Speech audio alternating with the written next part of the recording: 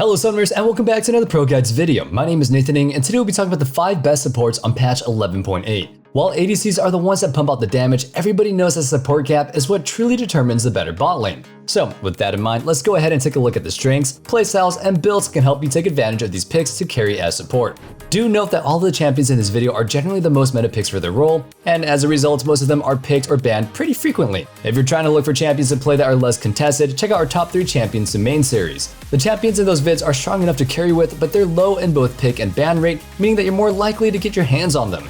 We'll start things off with Thresh. While there have been 2 seconds taken off his E cooldown at rank 1, this doesn't really change the effectiveness when paired with an aggressive ADC. Most of the times, you secure kills well before there's a chance for a Flay to come back off cooldown. From a more defensive perspective, this does give other supports more windows of opportunity to engage, but with his massive grab bag of utility from other abilities making him work in both pretty much every type of composition, he's still just way too well-rounded to lose his spot as a top-tier support. Also this time around, we have a build with much more CDR, opting for an Ionian Boots of Lucidity Rush and taking Shirelia's Battle Song over Locket of Iron Solari. With this build, you'll be able to maximize your utility, giving you plenty of hooks, flays, and even multiple lantern casts in fights. The slightly reworked Shirelius is the core of this utility-focused build. The new mythic passive works so much more nicely on Thresh, with the added haste giving him much more disruption in fights. The active even gives some engage power, minus the increased damage it gave before, but in exchange for losing that damage, it now has a passive that procs anytime you empower or protect a teammate. Once procced, both you and your affected ally gain a short burst of movement speed. In Thresh's case, he only has to shield to proc this on his own, but with running the rune Font of Life, the CC from his other abilities are able to give a tiny bit of heal that can proc it as well. Just note that this build is all in on utility and team fights. No Mobies means no roaming, and you'll be a lot squishier than if you had Solari. If the enemy team comp is AoE heavy or you just need to be better serving as a frontliner, definitely consider going the traditional Tinker build with Solari. As far as actually playing him, his versatile kit means that you can play him in multiple ways. You can look for picks with your Q, use his Flay and ults to disrupt the front line, dive in with divers to disrupt the enemy backline, or fall back and play defensively around your own carries. Aside from steep learning curve on his mechanics, you'll also have to know how to identify which role you need to be filling based on both your comps and the enemies. With his super versatile kit, Thresh is one of the champions that is always playable in any meta. Even though he's not a top tier meta pick, there are plenty of Thresh 1 tricks that know how to fully utilize him and climb the ladder. And that brings us to today's question of the day. What other champions are good in every single meta? Let us know your answers in the comments down below, and let's get back to the video. Our second pick for support is Lulu. Our build includes the newly buffed Shirelia's Battle Song, but do note that it's not simply better than Moonstone in all situations. Shirelia's is best when your team needs the engage power, or you generally want to focus all your support efforts on a single teammate, while Moonstone will be better for super extended fights, where you may get many healing procs across your entire team over the course of the battle.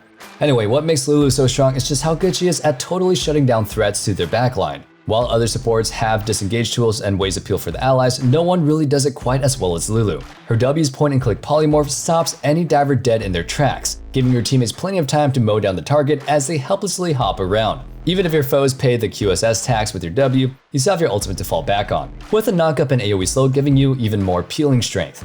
And if the opposing team lacks divers or they just have them but aren't a threat, you can swap out gears from defense to offense, using your abilities to turbo buff your carries to pop out even more damage. There's a reason every Jinx, Vayne, and Kog'Maw player loves to lane with Lulu. When you throw Lulu's W and E on an already high damage carry, you end up with a champion that can melt through any team comp in seconds, no matter how tanky it is. With Lulu's ridiculous scaling for teamfights, you'd expect her to be at least weak early, but even her laning phase is strong. The added damage from Pixie on each auto attack gives you strong trading, and she's maybe the only enchanter that can consistently win all-in battles against aggressive supports as long as your ADC actually fights with you. That being said, if the ADC matchup isn't good for early fighting or you just aren't super aggressive as a laner, you should swap out Scorch for Gathering Storm for a better scaling rune option. You'll also want to start Relic Shield over Spell Thieves in those situations. Up next we have Senna using the Grass Frostfire build. While his build obviously doesn't quite put out as much damage as the same Glass Cannon Glacial Augment build, it does have its perks. For one, you're basically impossible to take down in fights, and two, it has much more ability haste than normal, meaning that more spells are being spammed to help support your team. If you're not quite satisfied and you'd rather go a bit more damage heavy, you can do a mix of this with a standard build by replacing the last 2 items with Ginsu's and Lord Dominic's Regards. Okay, so let's go ahead and talk about why this build is our preferred way of playing Senna. Since you're running Grasp and you'll be building tanky items right away in lane, your trading will also be a lot stronger tit for tat. You'll also be less susceptible to dying in any all-in attempts, so you'll be able to get the ball rolling on farming souls early. With Senna, soul harvesting is everything. The more souls you gather, the higher your range and AD, and the higher your range, the easier it is to harvest more souls. So, with that in mind, you should be looking to constantly trade. Against melee targets, you should be autoing twice every single time your passive is off cooldown, while against ranged champions, you might want to wait until your Q is up. Remember to auto-attack minions to get your Q up sooner. Once you're out of lane, you don't want to slow down. In lane, just reaching 40 souls gives you enough range to bully out most of your opponents, but once you reach the team fights, you'll want to aim for at least 100 souls or more to safely fight out of range against most opponents' reach. With such high range, you'll be able to constantly pull out autos, dealing pretty high damage over time, on top of slowing with Gauntlet, shredding armor with Cleaver, and applying Grievous once you have it. If the other team has divers and assassins that try to jump on you in fights, this tanky build means that your teammates will usually bring down your foes before you die. Basically, once you have enough souls, the choice to either ignore you or focus you leaves opponents with a damned if you do and damned if you don't situation. For some reason with this build, they just can't take you out, which sounds nice to be taken out once in a while, like on a date. It's been so long. As I already said, being able to constantly farm souls is key to Senna's success. When you're able to farm a ton early, you'll be able to hard carry games. But if you fail to reach certain thresholds by the time that you're ready for a team fight, you'll be basically useless. If you enjoy playing Senna but you find that you struggle to find consistency with her, we're here to help. At ProGuides.com, our top tier coaches are available 24/7 to help you with all your needs. Whether it's showing you how to trade better in lane or giving you some tips and tricks to pick up more souls in the mid and late stages of the game, they can help you with all of that and so much more. So head over to ProGuides.com and book your session now. Now without further ado, let's get back to the video. When it comes to non-standard champions that can win the game with a single button, Blitzcrank reigns as the king of cheese. Despite most players thinking of him as a noob stomper that can only dominate in low elo, being part of Bronzodia, Blitz is actually a pretty powerful pick at all ranks.